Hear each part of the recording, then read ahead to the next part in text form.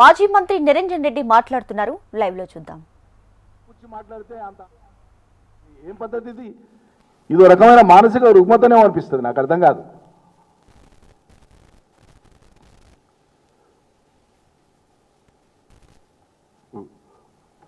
ప్రతిపక్ష పార్టీలను పిలిచి సమావేశం పెట్టేది ఎందుకు? ప్రభుత్వ ఉద్దేశం ఏందో చెప్పాలి.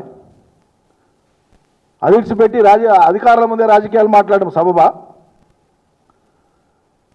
ఇప్పుడు ఈ మనకచ్చర్ల వాళ్ళు ప్రతిపాదించినటువంటి ప్రాజెక్టు డిజైన్లో భాగంగా ఉదాహరణకు నాగార్జున సాగర్ యొక్క కెనాల్స్ని, ఆ కెనాల్ మెయిన్ కెనాల్ని వాళ్ళు వైడన్ చేసి లైనింగ్ చేసేటువంటిది కూడా ఒక అంశం, ఒక ఎలిమెంట్. దాన్ని మనం గతంలోనే వ్యతిరేకించినాం. ఇప్పుడు మనం ఏమంటున్నాం? ఒకవేళ ఆ పని జరగాలనుకుంటే నాగార్జున సాగర్ కెనాల్కి సంబంధించినటువంటి వర్క్ మళ్ళీ వీళ్ళు టేకప్ చేయదలుచుకుంటే అది విభజన చట్టానికి వ్యతిరేకం. రాష్ట్ర కాంగ్రెస్ సర్కార్ అది మాట్లాడాలి.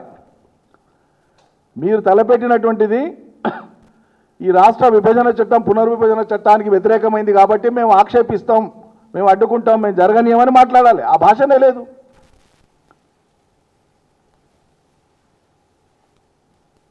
ఇప్పుడు 18 నెలలు కావస్తుంది సుమారు ఈ ప్రభుత్వం ఏర్పడి. సాగునీళ్ళే కీలకం. 2014 నుంచి 19 వరకు చంద్రబాబు నాయుడు గారే కీలకమైనటువంటి భాగస్వామి మోడీ గారికి, కేంద్ర ప్రభుత్వానికి. కాబట్టి ఆనాడు నీటి పంపకం పెండింగ్లో పెట్టినారు. తర్వాత జగన్ భాగస్వామి కాబట్టి మళ్ళీ నీటి పంపకం పెండింగ్ పెట్టినారు. మరి 18 నెలలు అయింది మీరు వచ్చి. కేసీఆర్ కంటే ఎక్కువ పొడుస్తామని చెప్పి కదా మీరు వింతిత పొడుగు ఎగిరింది. మరి 18 నెలల కాలంలో ఒక్క అపెక్స్ కౌన్సిల్ మీటింగ్ ఎందుకు జరగలేదండి? కాంగ్రెస్ ప్రభుత్వం ఎందుకు లేఖ రాయలేదు? ముఖ్యమంత్రి ఎందుకు లేఖ రాయలేదు? ఈ నీటి వాడకానికి సంబంధించి, ప్రాజెక్టులకు సంబంధించి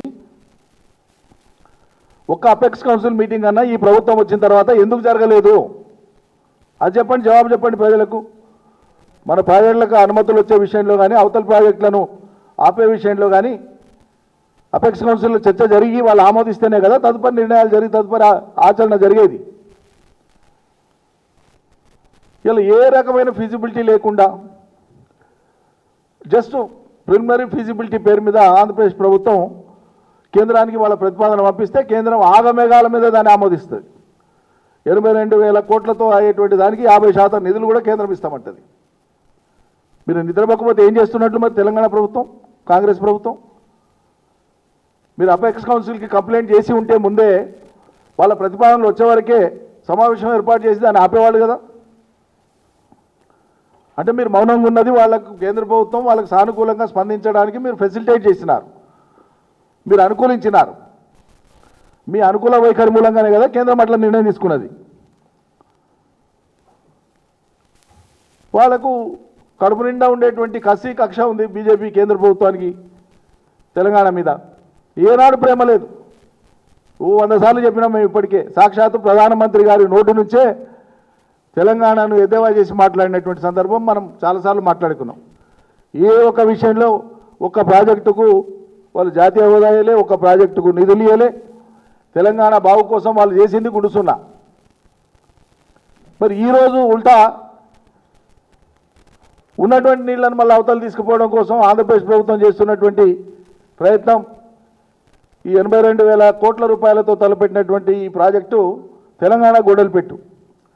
కనీసం వాటర్ స్టేక్స్ ఉన్నాయి 2 రాష్ట్రాల మధ్యలో. ఈ ప్రభుత్వంని వినాలే, వీళ్ళతో కూడా మాట్లాడాలనేటువంటిది కూడా కేంద్ర ప్రభుత్వానికి లేదు.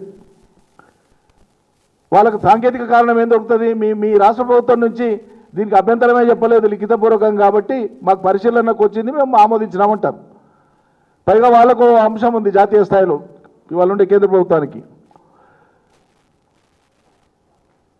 రివర్ లింకింగ్ విధానం ఒకటి ఉంది కదా వాళ్ళకు. రివర్ వాటర్స్ లింకింగ్ విధానం ఒకటి ఉంది, నదుల అనుసంధానం అనేటువంటిది ఒకటి ఉంది. అందులో ఇది ఇంటగ్రేట్ అవుతుంది అనేటువంటిది వాళ్ళ ఆంధ్రప్రదేశ్ ప్రభుత్వం కేంద్ర ప్రభుత్వానికి వినసొంపుగా ఉండేటువంటి ఈ మాటను చెప్పి వాళ్ళు ఆన్ పేపర్ ఒప్పించుకున్నారు వాళ్ళు.